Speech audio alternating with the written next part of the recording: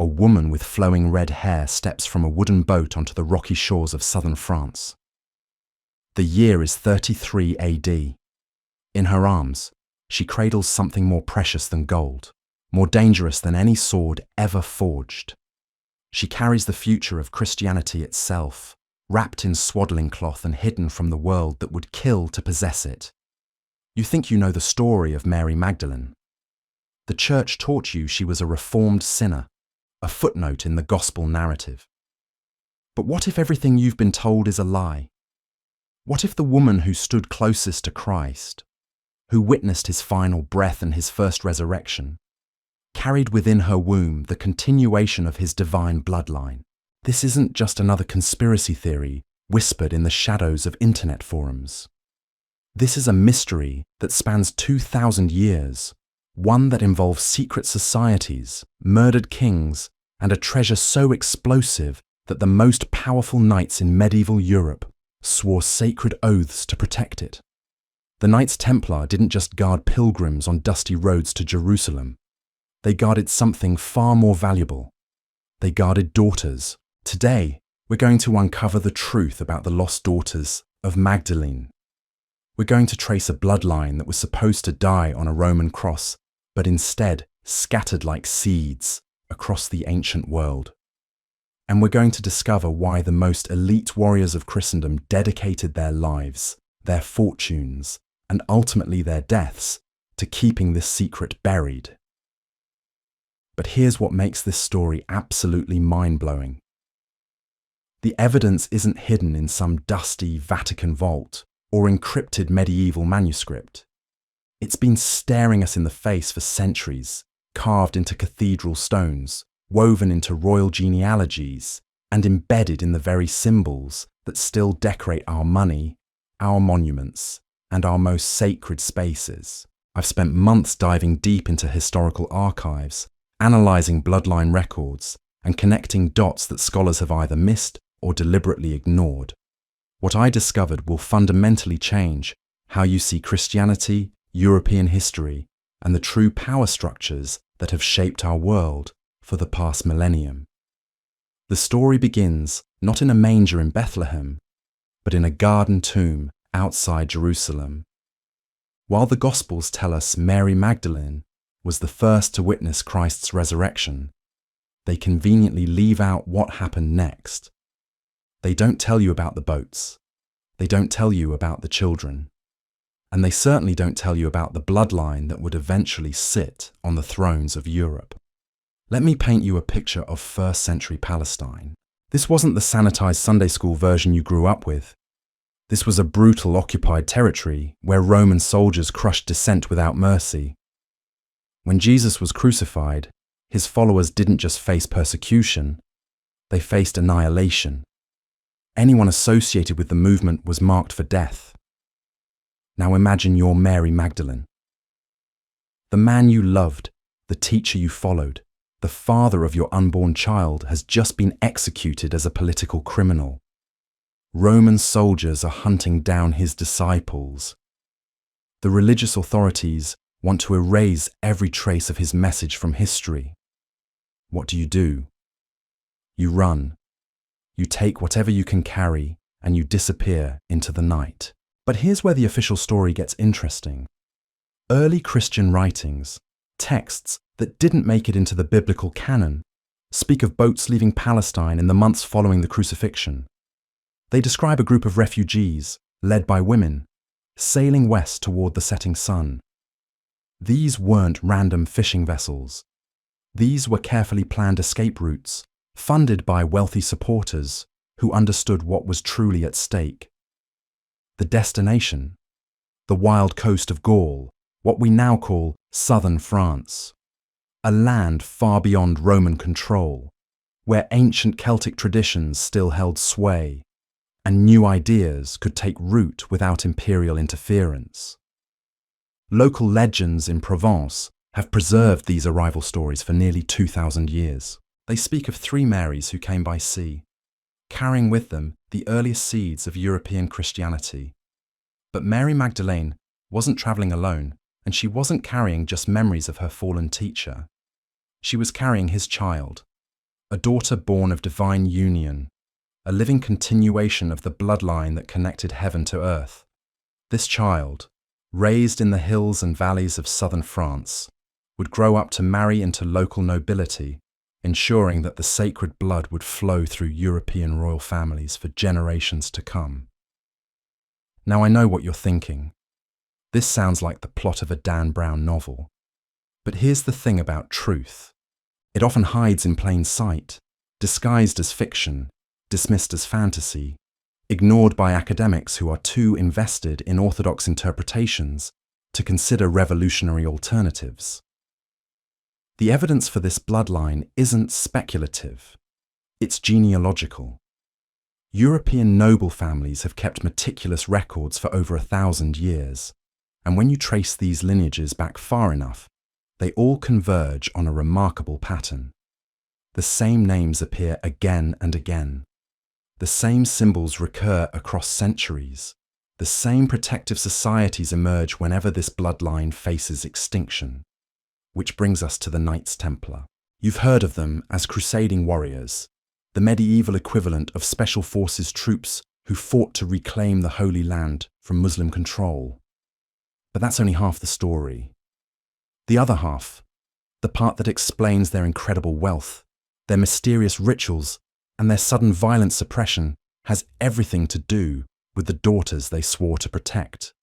When 9 French knights showed up in Jerusalem in 1119, claiming they wanted to guard pilgrims on dangerous roads, they weren't entirely lying. They were guards. But they weren't protecting travelers. They were protecting a secret that had been carefully preserved for over 1,000 years. A secret that connected the humble carpenter from Nazareth to the crowned heads of medieval Europe. These knights spent years digging beneath the Temple Mount, not looking for treasure in the conventional sense, but searching for proof, documentation, evidence that would validate the claims of the bloodline they had sworn to serve. And when they found what they were looking for, everything changed. Suddenly, these 9 poor knights became the wealthiest organization in Europe. They built castles, funded armies, and established the first international banking system. Kings borrowed money from them. Popes blessed their mission. But their true purpose remained hidden, encoded in symbols that only initiates could read, preserved in rituals that outsiders dismissed as religious pageantry. The Daughters of Magdalene weren't just a historical curiosity to the Templars. They were living, breathing heirs to a divine legacy that threatened to revolutionize Christianity itself. The Templars understood something that modern historians refuse to acknowledge. Bloodline wasn't just about genetics. It was about legitimacy, about divine right, about the power to reshape the spiritual landscape of an entire continent. And the daughters they protected weren't just descendants of Christ. They were living challenges to the authority of Rome. Think about it from the Church's perspective. For 3 centuries, they had built their power on the claim that spiritual authority flowed through apostolic succession. Peter to Pope, bishop to priest, all the way down to your local parish. But what happens when someone walks into your cathedral and says, actually, the real authority comes through blood, not ordination?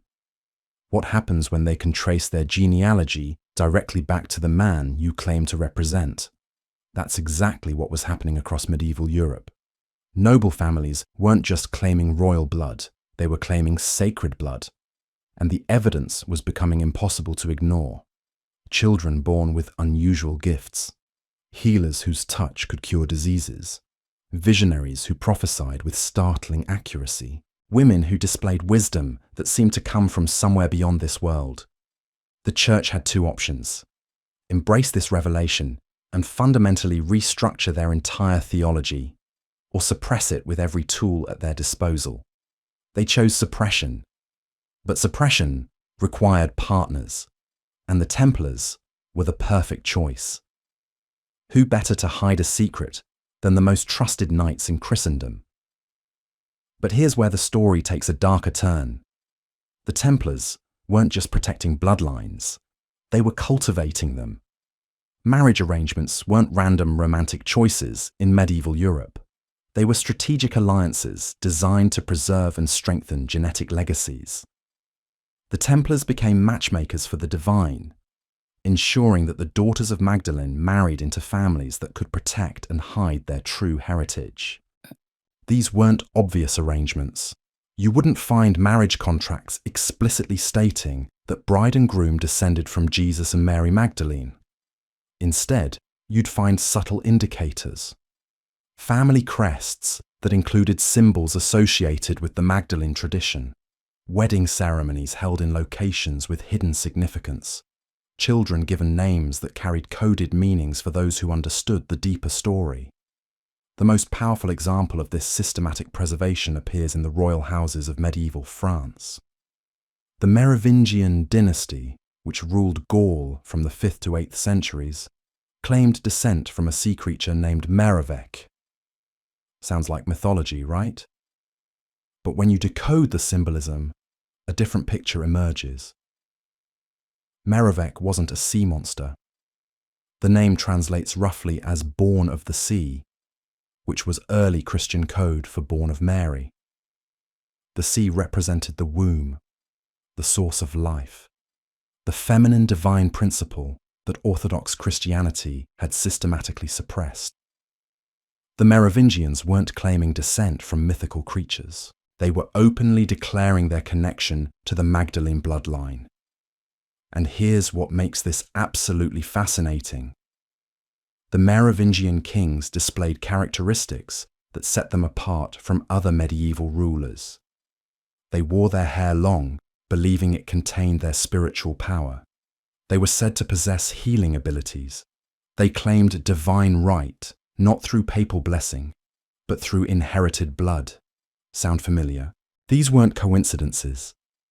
These were carefully preserved traditions, passed down through generations of families who knew exactly what they were protecting. The long hair wasn't fashion. It was a direct reference to the Nazirite vows, the same vows that Jesus himself had taken. The healing powers weren't medieval superstition. They were manifestations of genetic gifts that traced back to the most famous healer in human history. But the Merovingians made a fatal mistake. They became too obvious, too powerful, too willing to challenge Rome's spiritual monopoly. So the church did what it had always done with threats to its authority. It eliminated them, not through open warfare, but through political manipulation and strategic assassination. The last Merovingian king, Dagobert II, was murdered in 679 while hunting in the forests of eastern France. The official story blamed political rivals, but the timing was too convenient. Dagobert had been making increasingly bold claims about his family's sacred heritage. He was gathering support from nobles who shared similar bloodlines. He was positioning himself not just as a political ruler, but as a spiritual alternative to papal authority. His death sent a clear message to anyone else who might consider revealing their true heritage.